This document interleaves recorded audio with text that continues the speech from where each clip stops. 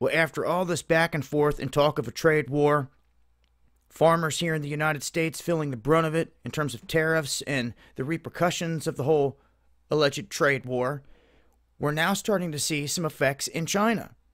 Now, they've tried to maintain this poker face the whole time, acting like nothing can shake them, that even though there's declines in certain markets, they're going to keep on pushing and everything was fine. Well, now we're starting to see that everything is taking effect. What they're saying here is that the demand from mainland China declined at the sharpest pace in surveyed history here recently.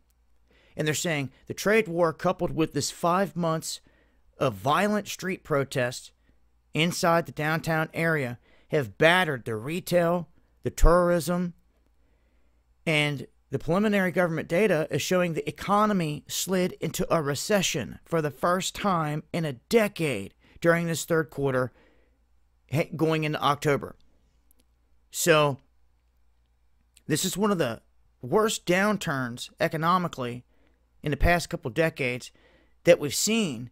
And they go on to show here just all these numbers falling. New orders continue to fall sharply, led by a record decline in demand from mainland China and also others across the globe.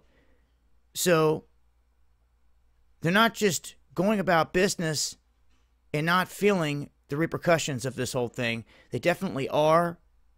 They're trying to pad it or whatever they're trying to do to make it seem like it's not affecting them. It's definitely affecting them. And at this point, as the orders continue to dry up, we're just going to have to wait and see just how bad it affects China. Let's not forget that they have a massive swine epidemic going on there, the African swine fever. It's kind of like pig Ebola is what they call it. It's decimating a massive amount of their food in the country. So they got a lot of things going on outside of their Belt and Road Initiative and trying to jack not only Americans but others around the globe for their intellectual property rights, which is garbage. That loophole can be stopped at any moment.